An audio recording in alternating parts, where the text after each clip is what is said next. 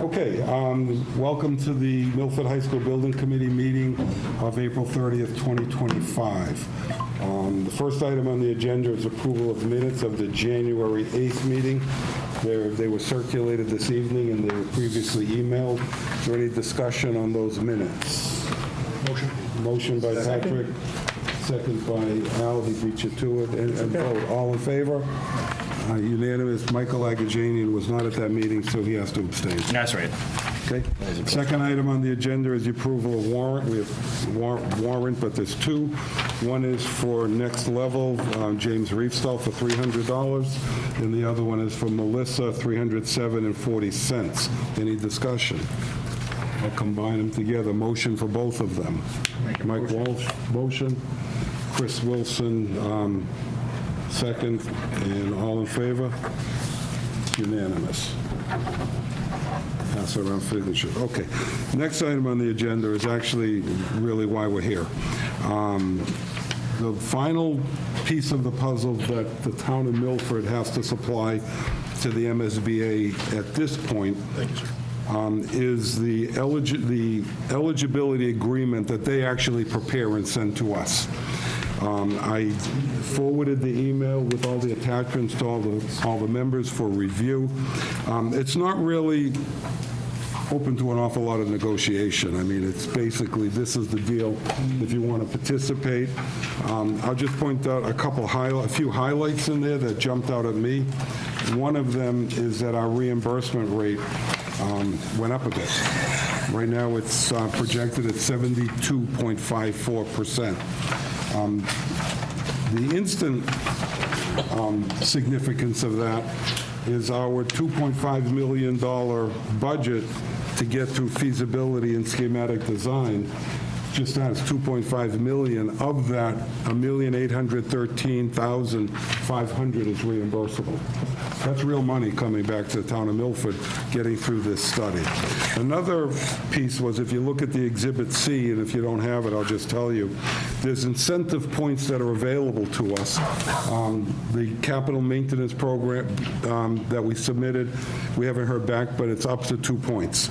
A major reconstruction or reno reuse, which is most likely where we are, 0 to 5 points. Energy efficiency green schools, 0 to 4 points, and indoor air quality green schools is 0 to 4 points also. So there's another 15 points potentially available to us as we go through this process. Not sure which ones we'll qualify for, but it's not necessarily just the 72.54%. We'll see when we get there. The flip side of that is they could actually change that number down between now and the time we get through feasibility and schematic design. And with that, I asked James to put together what's next. And I'd like him to present that to us before we actually talk any more about the feasibility study agreement. With the message, by the way, is this is likely to be James's last meeting with us. We hired him as a consultant to get us through the last meeting in this capacity. Okay. The reason I say in this capacity is we hired him as a consultant. He's going to go through the next steps. One of the next steps our next step is going to be to put together a request for services or request for proposal for an owner's project manager, which is what he does in the real world, in his real life. And we fully expect that he's going to be interested in responding to that, so he will have no part of creating that document. But for today's purposes, he could take us through what's to come, and everyone could be aware of that. And with that, James, if you could go through your presentation. Thank you. If I could, so today was April 30th. It was the April MSBA's April board meeting, and just coincidentally, you were mentioning how, and you were nodding your head as well, how the reimbursement rate can go up or down depending. Well, they just reviewed that, and I guess it was becoming more of an issue than not that when it would drop. And so they actually reviewed that and changed it today going forward, that they will still review it, and they review it after, like, they assign it at feasibility right now, and then at the end of schematic design. Before, it could go down, and then you would lose, and you'd figure out That's changed. Any projects after June 1st, as of today, going forward on June 1st, if it drops, it doesn't, we won't know about it. If it stays the same, great. If it goes up, we get the betterment. So that's the good news that came from today's MSBA board meeting. Yeah, it is, yeah. And it's just a lot easier for planning, too, for cities and towns to plan their finances. Another thing just to keep in mind, you said 15 points and we're at 72. The MSBA does unfortunately have a cap at like 80%. That's like its max reimbursement. You can't, so you can't go, you can go over theory, in theory, but practicality, that's what the max is 80%. Just keep that in mind as well for those doing the mental math. And with that, yeah, thank you for teeing it up, our presentation. Just want to give you guys an education of, like I said, what's coming up next. Invitation to the feasibility study phase. So today, and then I'll go over OPM selection, and then the remaining schedule overview. So the expected MSBA board meeting is next June. So this June 18th. They don't have any in between. They had their April 30th one today. And I was on today's call. If anyone remembers this, kudos to you. But if you remember, they invited a whole bunch of schools invited them in, but then they only allowed them to commence on a rolling like every 3 months. And so the 3 schools that were in the 3 months before you got accepted into the feasibility today. So they're all on schedule. There's actually 2 from the period prior to that delayed, and they got in. So the system's working, is what I'm saying. And so we are expected to be in at the June 18th meeting to be accepted into the feasibility study, to be part of the program. So that gets you, the first thing you're going to do as a school building committee is you're going to hire the OPM. Big picture, once you hire that's the big lift on your part. After you get us on board, well, then we basically, we don't take care of everything else, but then we're on board, then we hire the designer, and then us as a team, the designer and the OPM, we're used to the MSBA day in and day out. We manage and guide you through the process after that. But this first part, the MSBA does a pretty good job telling the owner, managing the process. All these documents are online. Kevin sure has the link and the webpage, and if not, I can send it to you. And yeah, and a lot of it is boilerplate. The RFS, all you got to do is fill in the unique Milford stuff, and what your budget is, what's unique about Milford, and anything you want to put in there. But otherwise, it's pretty straightforward. We will go next into schedule. So this was an interesting. I want to spend some time here. It's like, how can we speed things up? But if you see, it's just when we're part of their process, there's the MSBA needs to review things. So if you're getting accepted into the program on June 18th, well, you can't really go out for an OPM before then, because the MSBA wants to see that RFS. They want to approve it. So that means that, the most we can do is this one here. And I'll talk about this. This is like working backwards, and then they start here. So July 3rd is the earliest we could start on. We're in this line, so let me walk through this. So June 18th happens. You submit the RFS to the MSBA. They review it, approve it. Then someone, Kevin presumably, puts an ad in the Central Register. That's Thursday on July 3rd. It'll appear, the Central Register is where all public projects over a certain dollar value are listed throughout the state. That comes out every Wednesday. So the following Wednesday is July 9th. That's when all the OPMs will then see it. And so they will respond by July 23rd. So they give 2 weeks to get a response in. What does this ad say? We're building a school? You're studying a school. Yeah, you're studying a school as part of the MSBA program. And so all the OPMs know that they're going to be following the MSBA program. And I can go on, I'll jump ahead a little bit. But, you know, it's not just we're building a school, we're going to go through these phases. And, you know, there's going to be a feasibility study with a PDP component, the preliminary design program. It's a submission to the MSBA. These are things that are beyond just straightforward design and construction. There's these reports and submissions that we give to the MSBA. They review, they provide comments back to it. So there is MSBA oversight throughout this whole process, and that's part and parcel to getting the grant reimbursement I think there's funds. some code that requires the public posting of it, you know, in the same way that you I'm have. just curious as to, at this phase, what can we say we're doing? You are going to study, it'll be in the boilerplate. You're going to give a budget range, but I think you're always going to be studying, you know, three options. You're studying new construction, studying an ad reno, or studying basically a code repair upgrade, which is more like an academic exercise. But how do we know what the budget range is at this stage? As part of the- You're procuring a project manager, you're not procuring any design services. As All you're procuring is a person that's going to Okay. then take the process. as part of the eligibility agreement, we had to provide a budget. And the budget, which I previously emailed, I don't want to do it from memory, I believe it's Exhibit A Yeah, I have to the agreement. And owner's project manager, $450,000, designer, $1.5 million, environmental and site testing, $200,000, and other is $250,000. So all we're talking about is the feasibility part. Feasibility through schematic design. Okay. But he's not wrong. Technically, you need to put a range in there of what you think the estimated cost will be. And you're right, how do you know what that cost is going to be? It's okay. We worked on a project where you don't, Kevin, or you guys can go on the MSBA website and look at other similar projects and see what it could be, you know, based on design enrollment or based on, you know, building square footage, and see where those costs came in.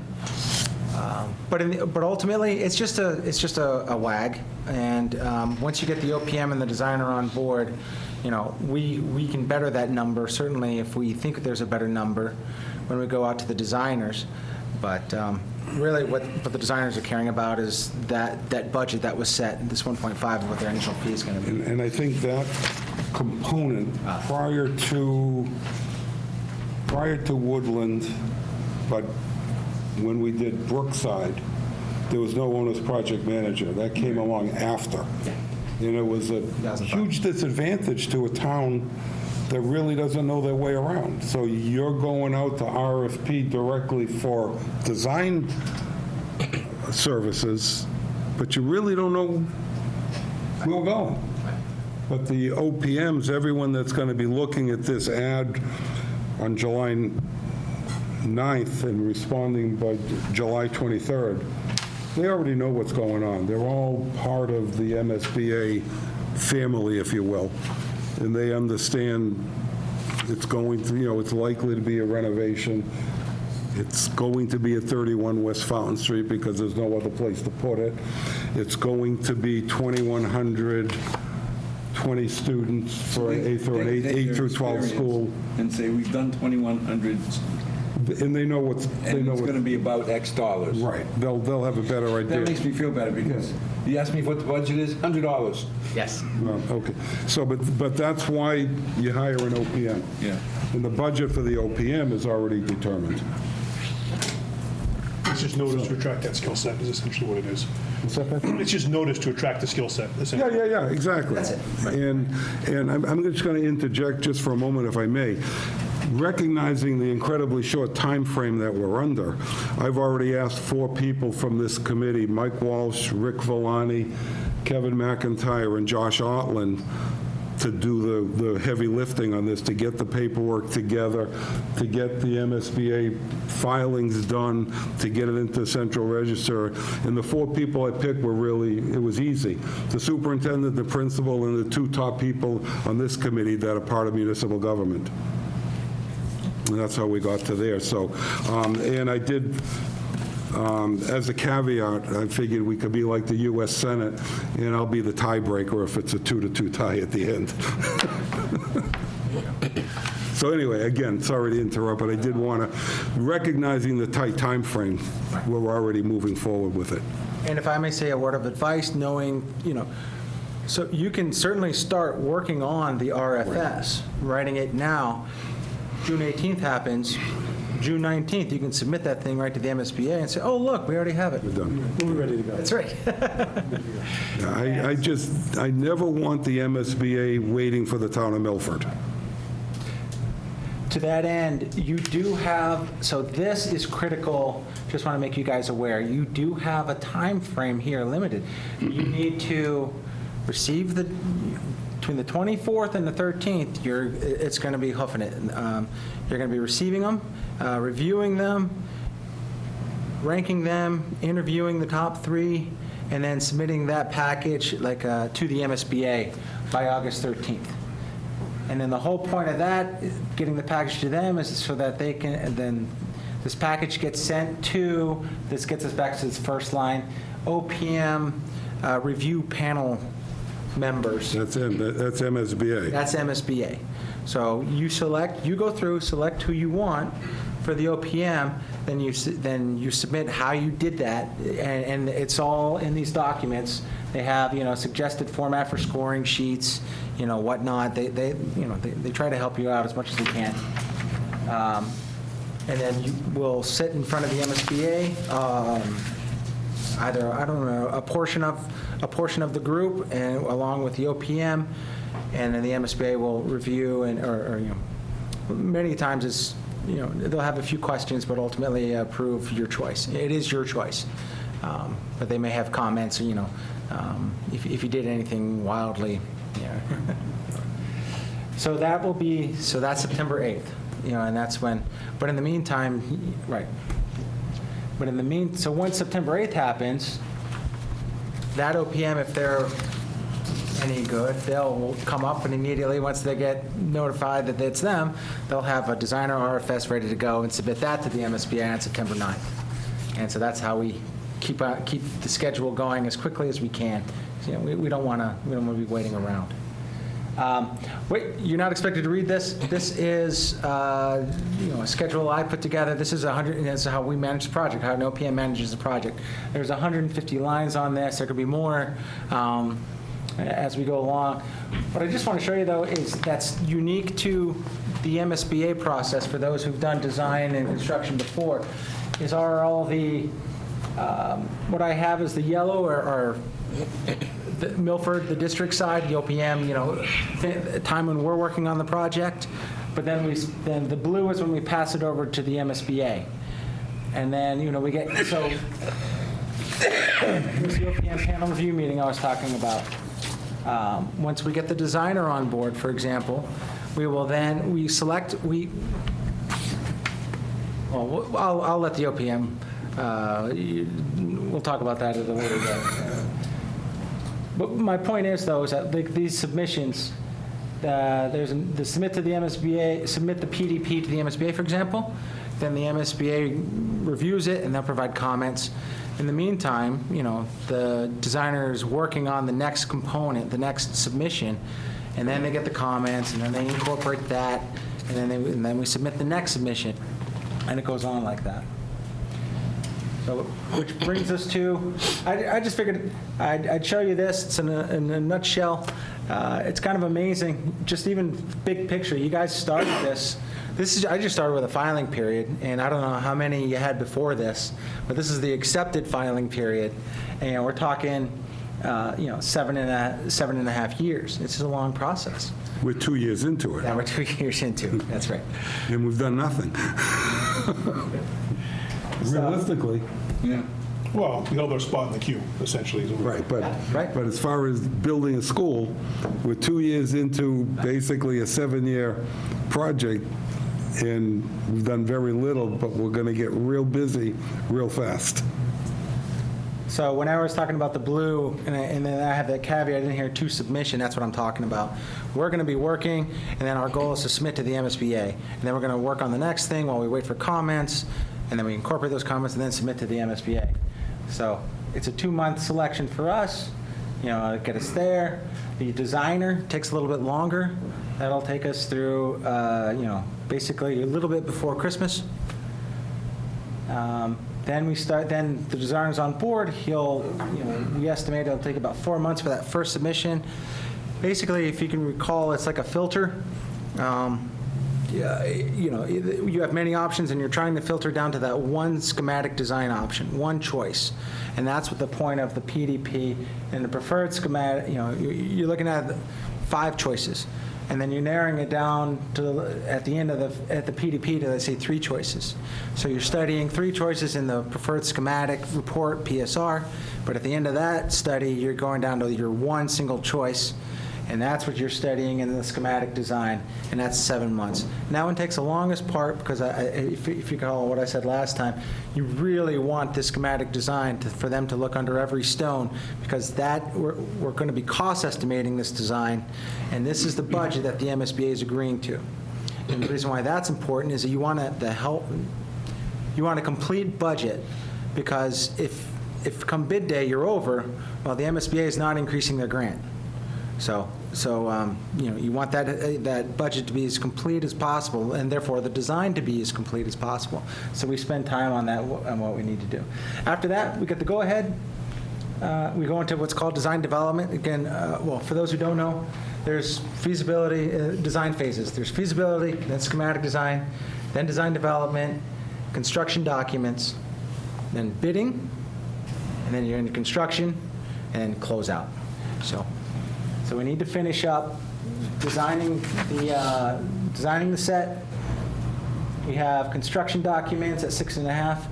Typically, if we do CM at risk, which this would be a good candidate, we can start, it's called fast tracking, we can start bidding the project off the 60% CD set. So that's what's going on there at the contract documents. Construction starts at 60% CD. So there's an overlap where you don't have to wait for the drawings to be completed. You can go out with the cement package, the foundation package, and the steel package, get that ordered, start working while you're finishing out what materials you want on the inside and things like that. Construction, and then you're in construction. And, and I'm saying school, I think this is very reasonable, certainly a good starting point now. We can try to better the schedule, say you want to start a half year, in January of 2030, but that's a later conversation. I think everyone would like to start now with knowing what we know or what we don't know, and having conversations with others. You can expect school September 30, 2030. That was a lot of information. Any questions for James? So as everyone could see, it's complicated. There's a lot of steps. We don't want to miss any steps, and I think we're in really good position moving forward. And if there's no questions, the next item on the agenda is the feasibility study agreement review, discussion, and vote. Everyone's been provided with it. I don't know if anyone has any comments or wants to discuss anything about it. Patrick? I mean, it's an adhesion contract. If you want the money, sign it. I mean, that's what it comes down to. It's the golden rule. That's it. And with that, we're not sure, I'm waiting for a response from town council. One of 3 parties will be signing that document. I'm not sure who it's going to be, but the choices are Volani, McIntyre, or me. And I'm the one that needs the vote of this committee to authorize me, if it is me. So I would be looking for a motion to authorize the chairman to vote, the chairman of the building committee to sign the feasibility study agreement with MSBA so we can move forward. So moved. Second? Michael Agajanian, Kevin McIntyre, and all those in favor? Aye, and that's unanimous. Okay. Just one comment on, Yes. just because I don't know, and I'm not sure if it were Attorney Villani or even if it was Kevin, I would assume that those people would want this board to have also said that they agree with the thing and that they could sign it, so I'm not sure whether they That's should. fine. I'm fine. If you want to, motion to, so let's. To allow the appropriate person to sign the A motion to document. allow the appropriate, any other appropriate person. Okay, motion by Joe Calagione, second. by Michael Agajanian. All those in favor? Aye, okay. Good point.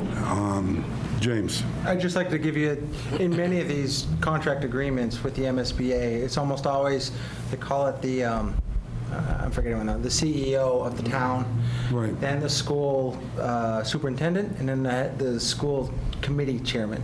So it always has the gang of three Yeah. signing it. The only thing in this is the vote of the town meeting, I'm pretty sure rests with the building committee.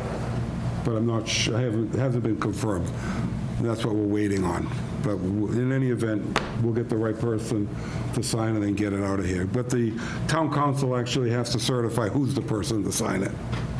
That's one of the documents. Okay. Any school committee update? Anything? No update. Okay. Any old business? New business? Motion to adjourn. Motion. Joe, no one else wants to leave, I guess. Second. Michael, all those in favor? We are adjourned. Thank you. Quicker than I thought.